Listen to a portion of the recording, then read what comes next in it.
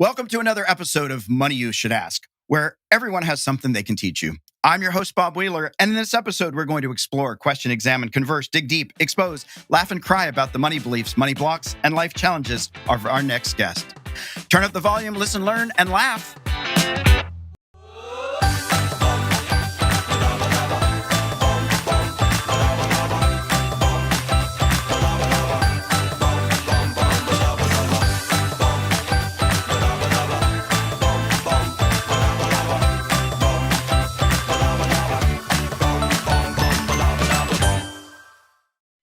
Well, our next guest is Tyler Foley. He's an accomplished film and stage performer who has been acting in film and television since he was 6 years old.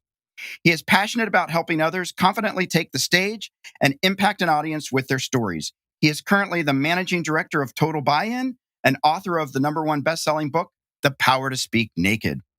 Tyler is a father, husband, son, and performer in that order. Some days he feels like he has dabbled in every industry on the planet, from oil and gas to aviation to film and television. But that diverse experience is what has made him so versatile. Regardless of the industry or the titles he's held, what they all have had in common was promoting and encouraging people to be heard and understood. The skills and resources he has garnered along the way have enabled him to become an entertaining professional speaker and a knowledgeable trainer who inspires others to reach for their dreams. Tyler, great to have you on the show. Bob, I'm looking forward to this. And money you should ask. I've had this one circled on the calendar for a bit. Well, I'm looking forward. So I want to start off with the fact that you've written this book, The Power to Speak Naked.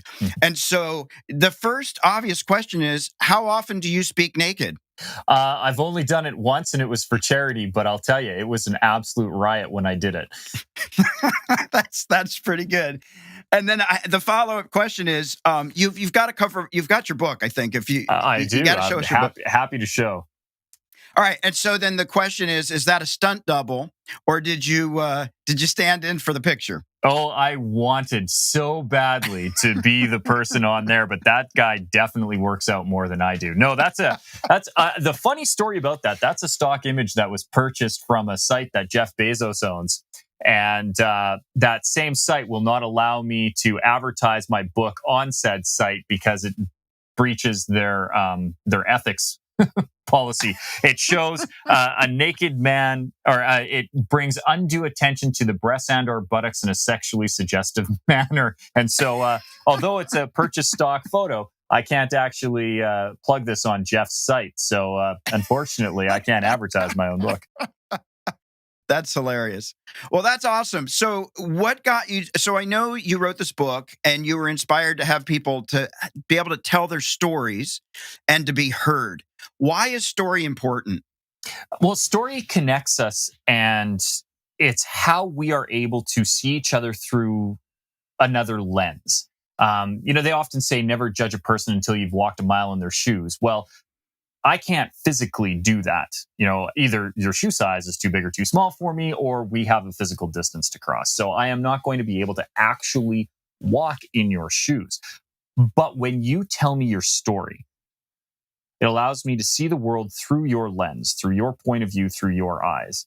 And in doing that, I can gain empathy, I can gain sympathy. And if I'm empathizing with you, if I sympathize with you in your position, that's when you have the ability to change my mind, change my heart, change my opinions, get me to see something in a different light or a different manner. And that's the power of story. That's an old adage that stats tell, but stories sell. It's an old adage because it's true. We need stories, and we've been communicating through the power of story for eons.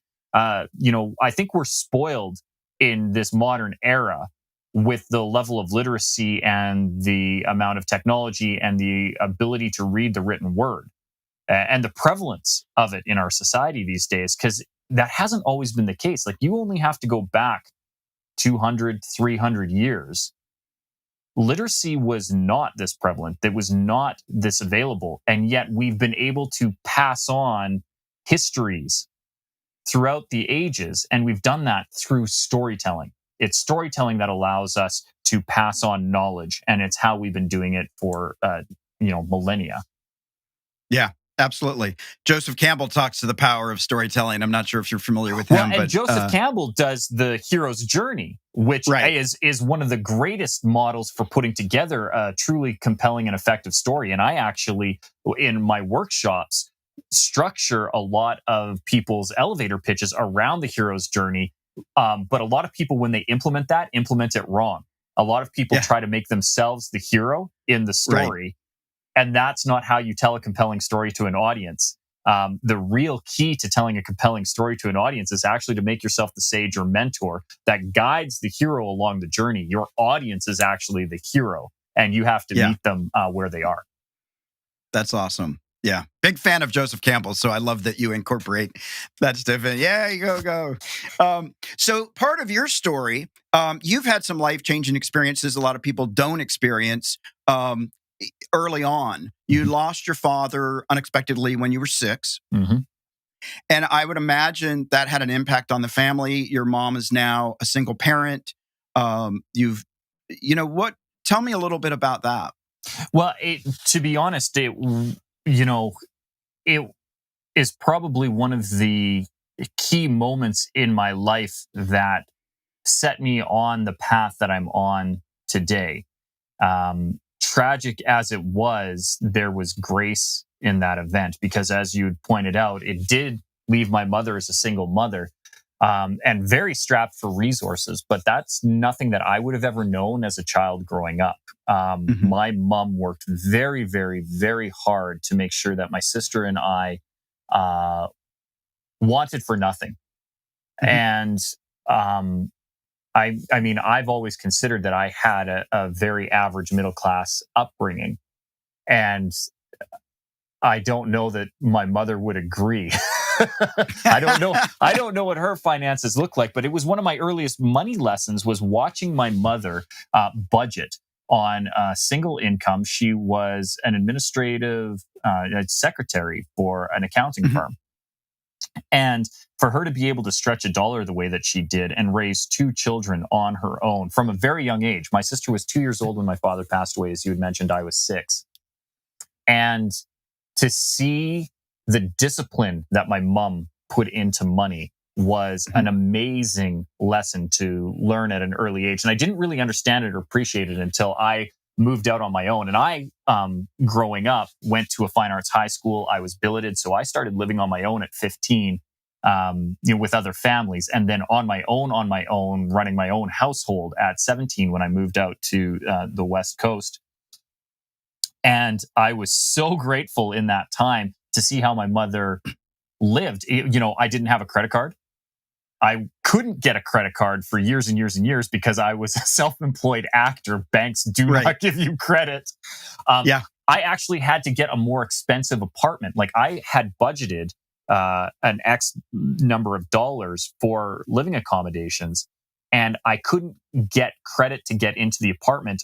The apartment that I ended up getting into was significantly further away from my workplace and at a much higher dollar value because the landlord took a shot on me because he had a crush on me. So instead of living in Burnaby, where I wanted to be, I was literally the west end of Vancouver, Right. middle of the Rainbow District, and Davie and Denman, right on the corner of it. And the only reason I got in was because, like I said, the the landlord took a shine to me and let me move in. And that was, again, how do I work that into my budget? I had a lot of money lessons that I learned early from my mom that helped me be successful going forward in my adult life. And did she talk about any of it, or was it mostly observing and saying, wow, that's really amazing what she's doing? Were there conversations? So there weren't direct conversations. My mom, first of all, was very, very busy. So she worked 12 to 14 hours a day because she worked for an accountant. And apparently accountants never sleep and don't stop working. We don't. And no, you do not. And I smile at it, and I have a great admiration for the profession because it definitely put food on my table. But so she wasn't around a lot. But when she was, they were indirect conversations. So it was one of those things like I remember wanting to I was fascinated by magic when I was younger. From about 8 to 12, I really jumped into the performance and the art of magic. I was fascinated by it. And I wanted to get magic sets, right? We had an offshoot of the Magic Castle here in Calgary, and it was this great little magic shop, and you had to like go in. It was in this back corner, and it was very secretive, and you went in, and the guy who ran the shop would, if he knew you, he'd trust you, and he'd show you some cool tricks, and if he didn't, you didn't get to see all the cool stuff that was behind the secret door. And I wanted this stuff so bad. And my mom never. One of the greatest things that my mom did was she never told me or my sister no. Even if she couldn't afford it, what she would say, she never said that she couldn't afford a thing. What she would say is, "What do you need to do to get it?" Mm. And that was a great lesson for me too. So she never said that I couldn't have it, but she also didn't just give me the money for it too. So like I had to mow lawns or have a paper route. I was lucky because when my father passed away, I actually got into acting at a very young age. So I was making my own money as a professional actor from the time I was 6. But when you are that young, 75% of your money goes into trust. Right. And so you don't ever see that cash. So I was only, I was slave labor at that point. I'm only making 25% of my wage. And my mom was able to take a portion of that and use it. And she was really good. She never did. It went into my savings account. So I had to track. And I grew up in a time, remember when you had a passbook in a bank? Right. You had to go and you had to give it to them and they'd stamp it and you could track how much money you had. Yeah, that's right. You had the ledger and you had the credits and the debits and it all added up. And so I was doing that from the time I was 7. And I think that was a very helpful thing for me to do too. So I could track my money and I knew that if I wanted to get this illusion and it was $30, this is what I needed to do. This was how much money that I had. And Mom was really good with instilling the fact that money works for you. You don't work for money, but money only works for you if you invest it and grow it. And so I could have access to my cash, but I was only allowed to spend half of it. So for everything that I made, I could only spend half. And that became really disciplined too, because I know that if I make $30, I can only spend 15. So it became this constant, how do I earn the money to be able to do the things that I want and still have money left over? Yeah. Did you get the magic set? I did, absolutely. I had great illusions. I got the one where you pass the pencil through the glass plate. I got the magic bag so that you could have an empty bag and pull items out of it. I had a just styling magic top hat too that had sweet. I had the full sets. I had some rope tricks. I had Chinese ring tricks.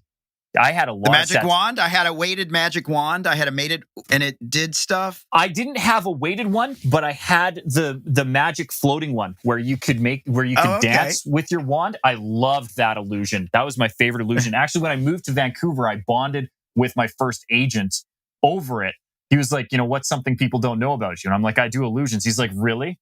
And I'm like, yeah. He's like, have you ever danced with the wand? I'm like, I love that illusion. And so he had 2 of them in his office and he like pulled it out. And at that point, Cal and I are still friends to this day. He hasn't been my agent now in over 20 years. But I talk with him regularly. So that's awesome. I think I still have 2 or 3 magic books in my childhood box of books. I'll have to look for that. That's fun. That's fun. So you had some other experiences. You had a business. You started a business, and then your business partner died. Yes. And shut your business down. Well, we didn't have the right director's insurance in place, and that was a very, very interesting learning experience too. Where when you, especially at that time in my life, I just graduated from school.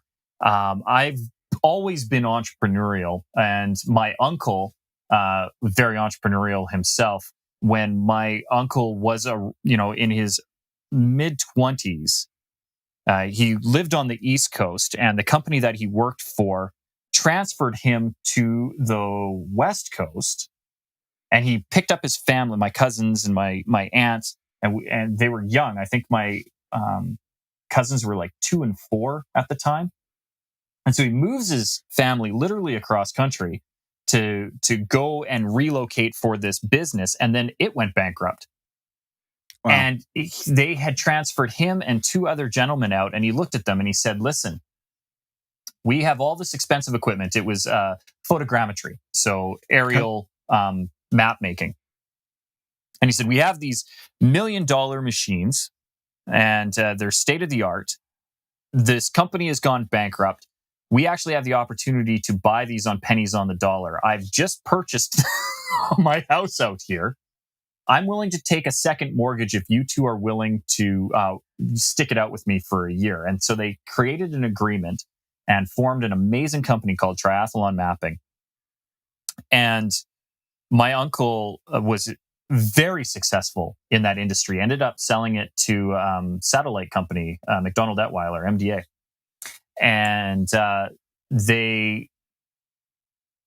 in doing that, I got to see how owning your own business, how that works. Like, it's better to have that business on your own. And my uncle has always been a great mentor. So I got into the same industry. We got into aerial photography, photogrammetry, and then eventually pivoted and went into interior mobile mapping.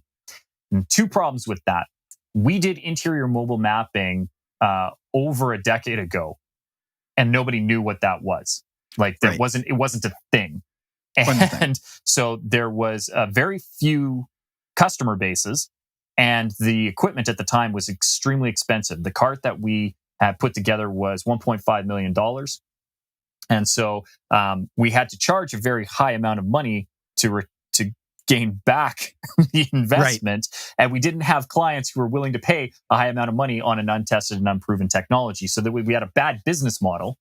Right. And then on top of that, literally my business partner felt tightness in her chest on a Friday, went into the hospital that night, was looked at on Saturday, and had passed away by Sunday morning. Wow. And she was named in everything. All the equipment was leased in her name. The business was her idea. I was in as a partner. Wow. But it was a small business, and literally overnight, I had no access to anything, and we didn't have director's insurance in place, which meant that I had no way of covering the cost of the asset. And so for me, where my uncle was lucky because there was a bankruptcy and he was able to purchase equipment pennies on a dollar. In our case, we just had a liability. Right. And, in the tune of, when everything was totaled, over $6 million. Well, that wasn't something that, as an untested, unproven business model that wasn't generating a lot of revenue after we pivoted, that banks were willing to finance her back. And literally, I woke up on a Monday morning and didn't have a business anymore. Yeah. No, that is rough. And I can only reiterate to people out there, when you're in business with a partner, you're not on your own. And you do have to make sure you've done the legwork, and that you've got that director's insurance or key man insurance, as they call it out here. Having the agreements of what happens, the exit strategies, whether it's by choice or by nature, right? You've got to have all that stuff in place because things happen. Yeah, succession planning is critical, and I had no appreciation of it then, and I have an extreme appreciation for it now. Yeah, I can only imagine. One of your other life-changing experiences, and I can imagine, my assumption would be you're 17 years old, like life is right before you, right? You're 17, like, I got this. I'm going to be in my prime. And then you have a mini stroke and you're paralyzed for over a year. And you're an actor. At 17, I was pretty active. I can only imagine going from, I can do anything I want, to, I'm immobile. Yeah. It was more stark than that too, because at 17, at that point, I had been acting professionally for 11 years. Right. I was in a fine arts high school, a senior year of a fine arts high school. One of the leads in a play and the musical, and part of my requirement for graduation was to perform in said production. And New Year's Eve, 1996, I go to sleep. Everything's fine. New Year's Day, 1997, I wake up and the entire left side of my body is paralyzed. And as somebody who relies on my body as a physical instrument to perform, and with my entire career, at 7, I had already had it mapped out. I'm going to go to New York or LA. I'm going to be on Broadway or Hollywood. I'm going to be a star, name and lights.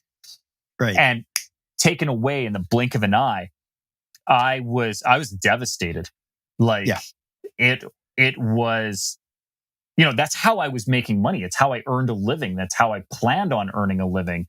And then on top of it, there was social isolation with that too, because it happened over the Christmas break.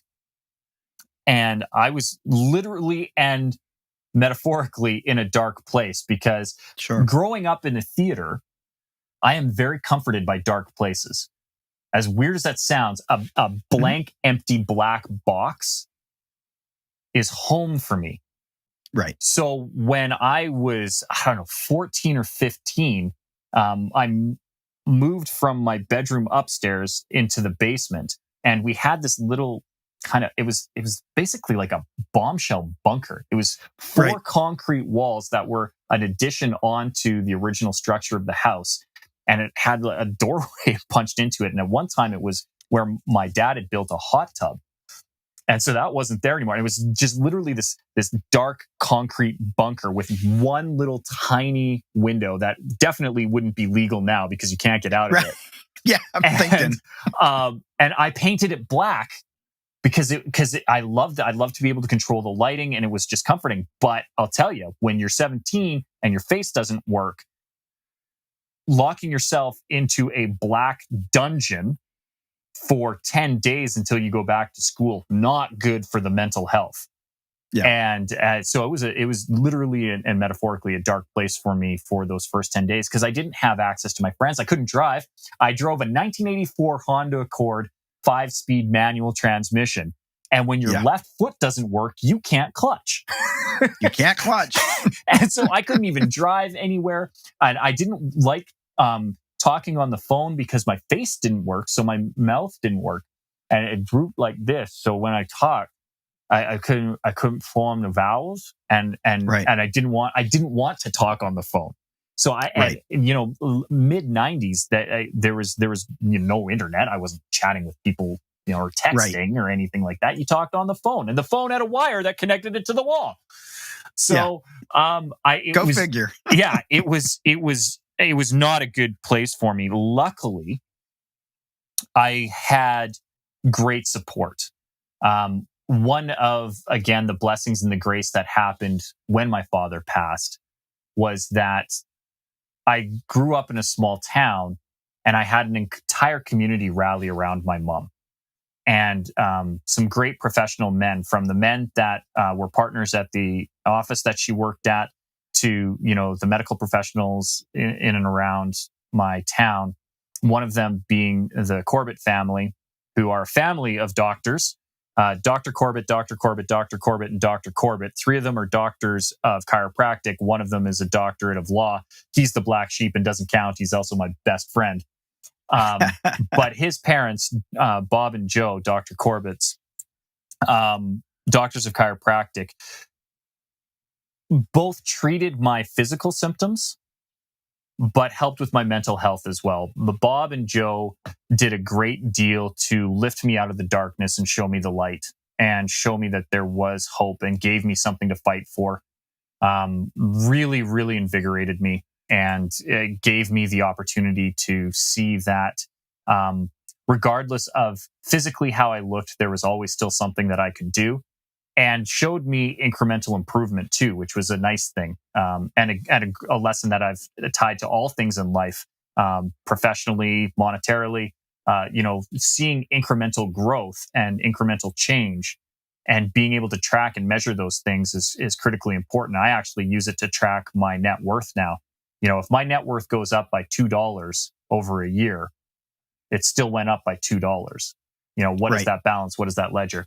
And so it doesn't have to be great growth. It just needs to be growth. And that was a lesson that I learned from that medical incident that left me paralyzed, because there was a time where I didn't think my face would work again. And here we are, and I can talk and emote properly. Yeah.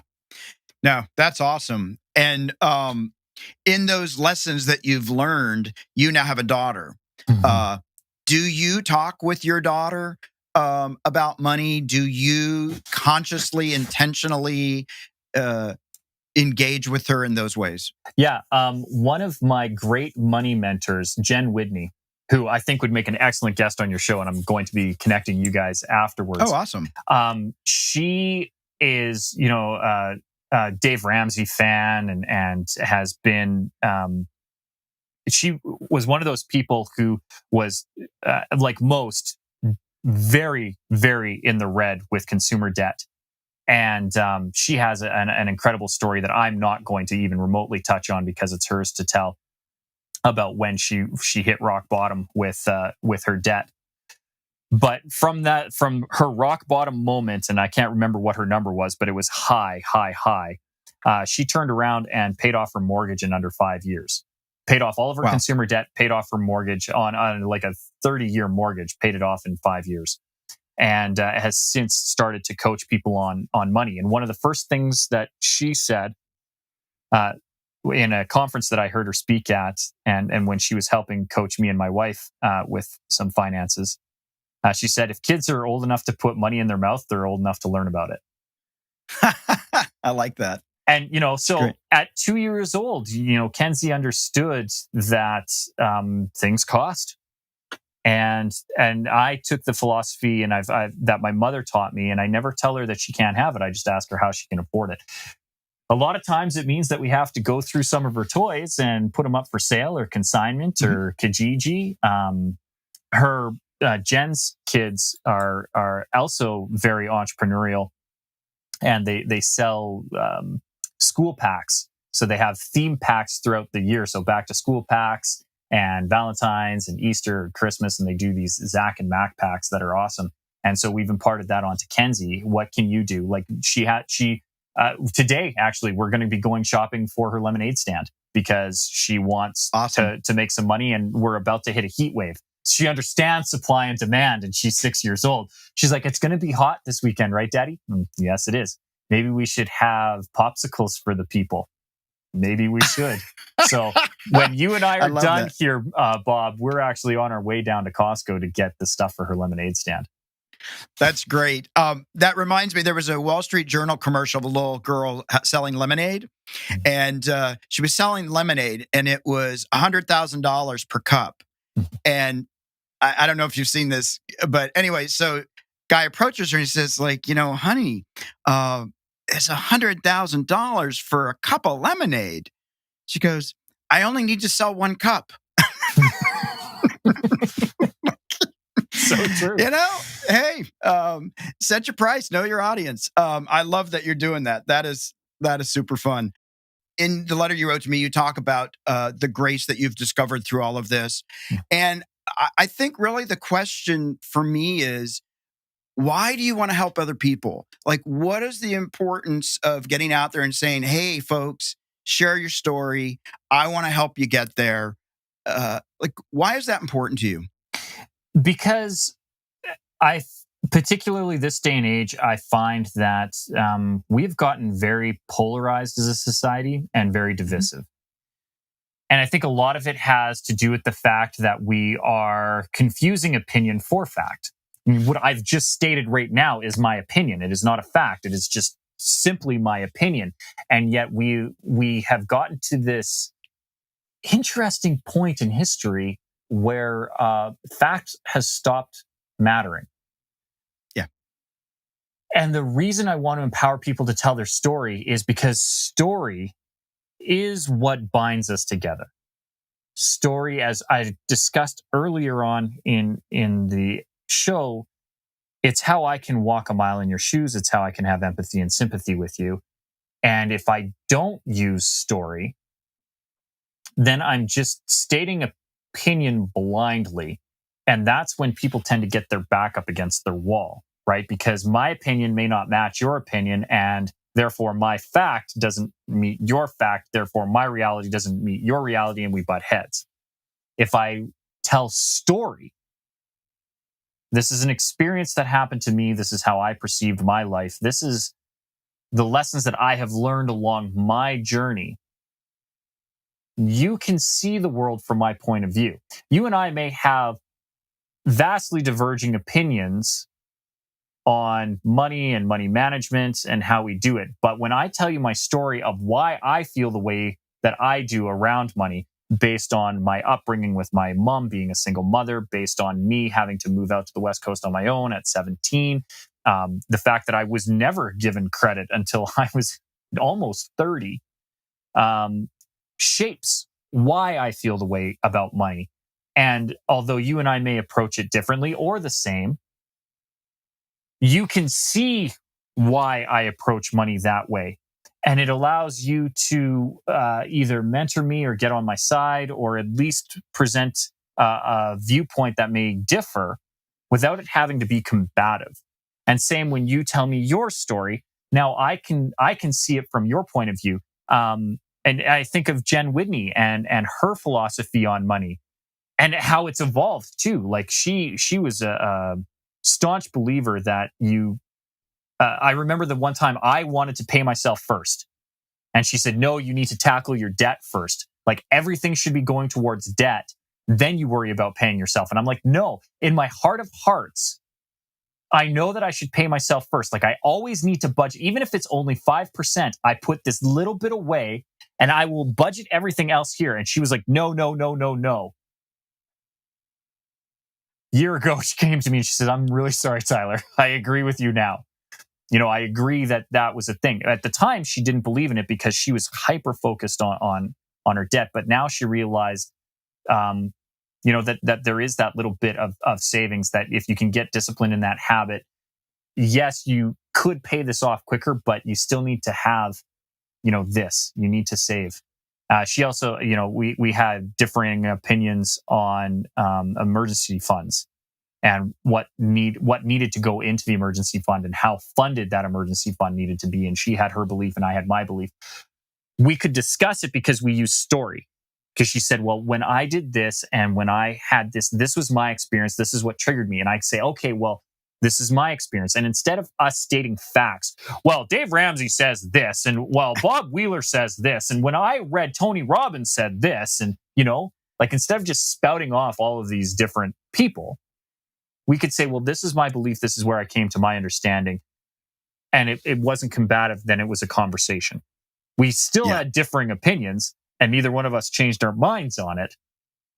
But we could have a conversation because we were using the power of story to do it.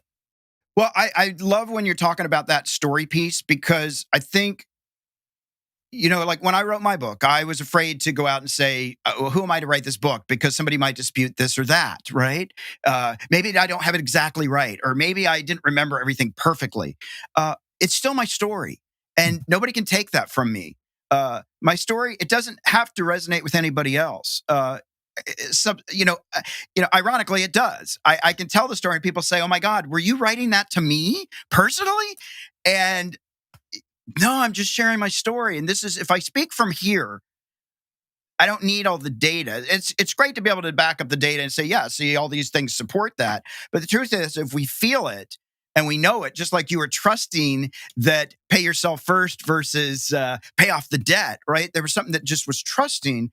I think there's something that people resonate with. And I still find it in all the work that I've done, when we're vulnerable, when we share our truth, it actually brings us closer to people, even though in our mind, logically, it says it's not going to happen. It actually does.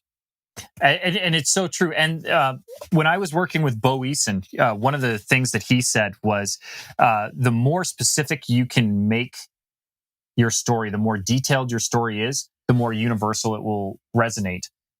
Because people need those details to be able to get immersed into that story to allow it to resonate with them.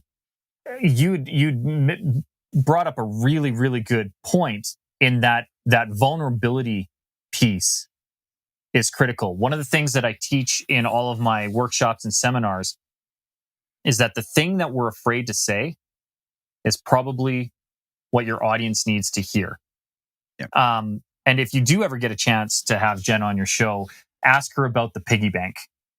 She has a very, very specific story around a piggy bank. And when she tells it, I promise you, there is not a dry eye anywhere. You taste your heart because it will be instantaneously in your throat. But the way she tells that story is so detailed and so specific, and it is very specific to her.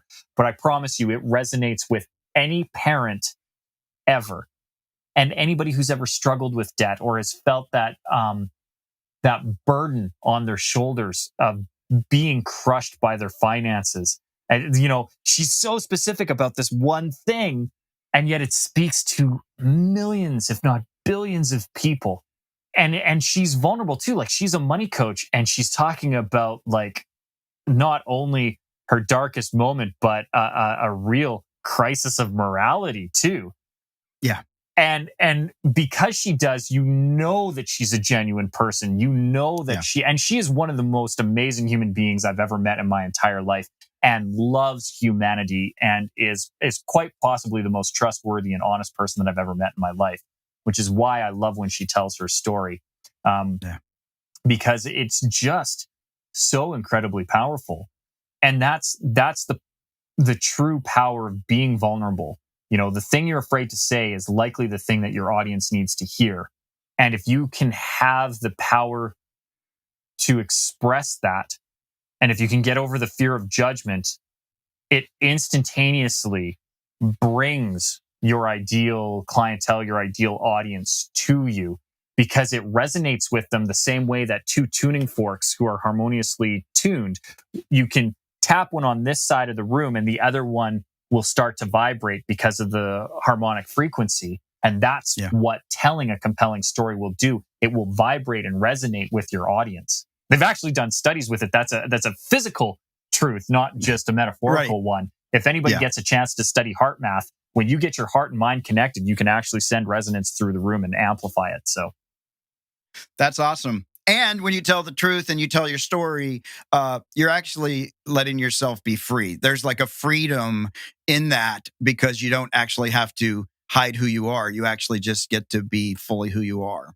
Well, and it's instantaneously disarming too. So, it's a horrible reference, but it's an apt one. The ending of 8 Mile with Eminem, Marshall Mathers.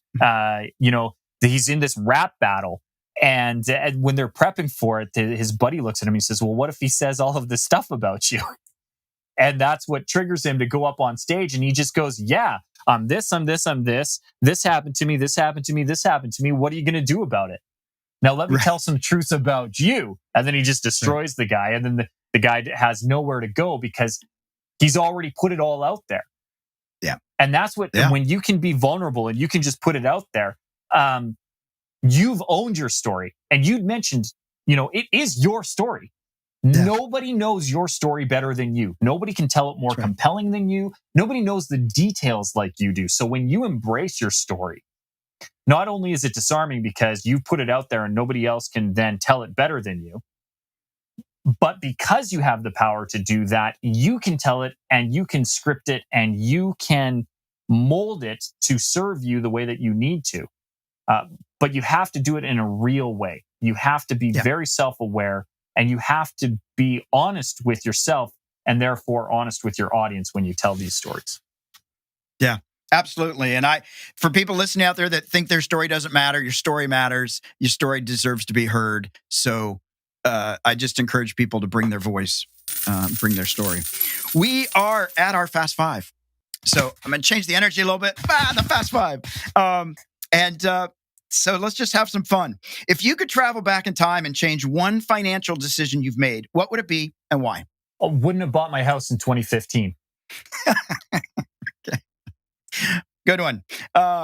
What is one money mistake you made in your life that you don't want your daughter to make?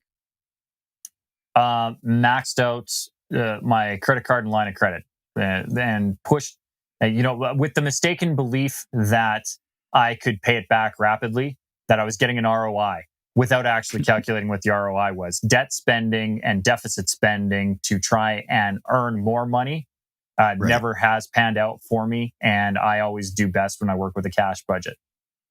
Yeah. Cash is king. Cash is king. Does your wife have a, quote, bad financial habit? Yes. You guys won't get the reference. Tim Hortons. It's the equivalent to Dunkin' Donuts. Okay. And what's worse is that this is the thing. It's such a slow bleed. It's $1.62 twice a day. Right. But here's the thing. My wife only drinks about a quarter to a third of the cup of coffee, because then when it gets cold, she won't drink it. So she's bleeding through $1.62, but only consuming maybe 60 cents of it. And it drives me insane, because even if we went with the K cups, because you can get the same branded K cups of the coffee and it would cost 30 cents a unit. And I do that math. And I'm like, at least then we're only wasting, 20 cents as opposed to over $1. That's hilarious. I will drink the last cup, even if it's cold. If I've paid for it, I'm not wasting a drop. So, half-drink beverages are the bane of my existence. Yeah. Oh my God, that's hilarious. What's the worst thing you've ever purchased, and how much money did you waste on it? Ooh, that's a good question. I never feel that I've wasted any money. I'm very intentional with all of my purchases. I do know what my frivolous purchases are. My most frivolous purchase was my new truck that I bought, because trucks are never frivolous.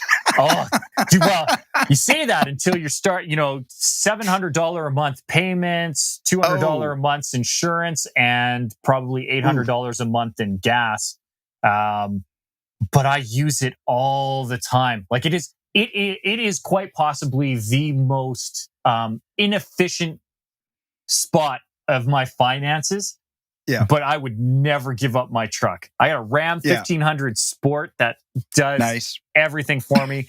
Bought it new in 2014, have 300,000 plus kilometers on it. It's still running strong. It purrs, and I love my truck. Love it. Love it. I can relate. I relate. In the past year, what's one thing you've gotten in the way of your own financial journey? COVID. My entire business model is derived from speaking to people in person. And a lot of speakers are and were able to pivot to a virtual forum. I've always had a virtual side, in that I have digital products that are available for training, but they're just not the same. Yeah. And the majority of my revenue, 80% of my revenue, is derived from in-person interactions. And being so heavily reliant on that is damaging. And there's not a lot that I'm willing to do to change that. Is there the possibility for me to do it? Yes. Have other people in my space done it? Yes. Could I copy them? Yes. Am I willing to? No. That's great. Being clear, knowing what you're willing and not willing to do. I love that. So M&M moment, sweet spot, money and motivation. Can you give us, the listeners, a practical financial tip or a piece of wealth wisdom, something that's helped you along the way? Yeah. Always pay yourself. Find a number that you're comfortable with and do it. I know when I stopped doing that was the worst 4 years of my financial health. And if I could follow one up on that, it is develop a spreadsheet to track your net worth and be honest with what your net worth is. It's the only way that you can track your growth. And even if it's only $1 or $2, I learned this again from Jen Whitney and another incredible money mentor, Aaron Sky Kelly, who coincidentally has a book out right now called Get the Hell Out of Debt. So if any of your listeners want to pick up a book other than mine, other than yours, Get the Hell Out of Debt by Aaron Sky Kelly is a great read. And I really do highly recommend it. But, and she'd be a great guest on your show too.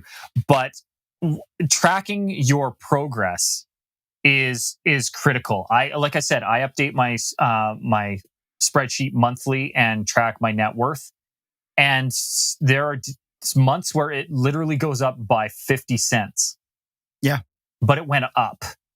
And I need to see where I'm tracking and how I'm tracking and make sure that I'm increasing my net worth over time. And as long as I can continue to do that, growth is growth, however small it is. But the only way to know what it is to track it. So always pay yourself first and make sure that you're tracking the metrics to know what direction you're headed. Yeah, absolutely. Well, you know what I mean, we're coming to the close here. And one of the things that I'm aware of in this conversation, even though some of it hasn't been explicit, is this place of, how do I make it work? Like, how do I reach my goal? And in that, I hear a little bit of understanding the piece of delayed gratification, that I'm not going to get everything right this minute, but that it's available to me. I just have to figure out how. Mm-hmm. And the other thing that what I didn't hear was a lot of judgment, negative judgment of taking yourself out for making choices, even with the truck, saying, it's not the most efficient, but it brings me so much pleasure, right? And so being able to look at all that and not take ourselves out, or having had the debt, or having had the business just completely disappear from you, picking up and moving forward instead of sitting in the corner saying, look what happened to me. I hear this place of responding and being proactive in your life, even if it's only 50 cents over the course of a period of time, but there's movement forward instead of just looking back. Yeah. No, and it's true. I've never really had guilt around money. Which is funny, because conversely, my wife, I feel, I know when we were heavily in debt. I distinctly remember going to one of Jen's workshops, and my wife, who is also named Jen, just breaking down on it. You know, what is the debt? And to her, it was a heavy burden. And to me, as long as I am happy with that purchase, if it brought me joy, whether it was a spontaneous one or delayed gratification, I'm doing it with intention. I never spend money unintentionally. And I think that's the key. I spend money with intention. Do I always spend it well? No. But do I spend it with intention? Yes. And therefore, I'm never disappointed with my purchases. I mean, I can look right up to my right. I have a Lego set that's almost $1,000. Was that purchase necessary? No. Did it bring me and my daughter great joy when we built it? Absolutely. And so was it worth it to me? Yes. I love it. I love it. And in a couple hours, you're going to have a lemonade stand and some rocking profits from your heat wave. Yeah. No, and it's her own money. She's investing her own money. She'd sold a couple of her toys at a garage sale, so she has the money, and so it's her money that she's going. We've got a budget to go to Costco. She's going to purchase it, and I'm pretty sure I'm going to eat some of her profits. Literally. But I'm dad. I get to do that. That's right. That's right. That's the perks. That's the perks. Love it. Where can people find you online or social media? Best place to go is SeanTylerFoley.com. And Sean is spelled the proper Irish way, SeanTylerFoley.com, SeanTylerFoley.com. Tell them Tyler sent you. And if you go onto it, before they do, Bob, what I would ask that they do, if your audience right now listening to our conversation is getting value out of money, you should ask, and they come back and they're finding that they are getting actionable advice and tips, and that the guests that you're bringing on regularly are serving them, I would ask that they hit pause on this episode right now and give your show a 5-star review, a like, a thumbs up, a share, whatever that platform is asking you to do. If you really want to go above and beyond, give a comment. What was your favorite episode? What was the favorite bit of money advice that you've gotten from Bob during this time? And that's how he can grow his show. And I know as a guest, I've really, really enjoyed my time on here, Bob. And so I think it's the least that I can do is to ask your audience as a call to action before they do my call to action to help your show grow by giving you that 5-star review, giving you the thumbs up and comment on the episodes that they like. And if they do that, if they come to my website, SeanTylerFoley.com, right on the main landing page, we have a banner that says The Method. If they click on that, I'll give them an 11-page document called The Method, and it has 5 insider secrets that I've learned over 35 years of public speaking and performing that will help them be more confident in telling their message, in sharing their story, in saying the thing that they're afraid to say, and really getting out in front of their messaging and saying what needs to be said, what's on their heart, and sharing it in a very authentic way. So if they can do that, it's my gift to them, but only if they give you a 5-star review, sir. Well, I appreciate both calls to action. I really do appreciate that. That's very kind. I've loved having this conversation with you. And I do hope that people will go out and give me a 5-star review as well. I won't say no to that. I do want to say out to our folks out there, please don't forget to share the love. You can like, follow, and share on Facebook, Twitter, and Instagram. Search for Money You Should Ask, all one word. Follow this podcast on your favorite podcast player, or visit Spotify and search for Money You Should Ask, or click on the link in the description. If you're watching this episode on YouTube, don't forget to like, comment, and subscribe. For more tips, tools, or how to learn how to have a healthy relationship with money, visit themoneynerve.com. That's nerve, not nerd. I'm both. Tyler, thank you so much for joining us today. I so appreciate your insight. I hope everybody goes out and buys your book, and I hope everybody's out there speaking naked. It'll be a great sight to see. Thank you so much, Bob. Yes, we encourage it always. Following proper local law. That's right. Yeah, you got it. Again, permits and insurance, and then you're fine. Exactly.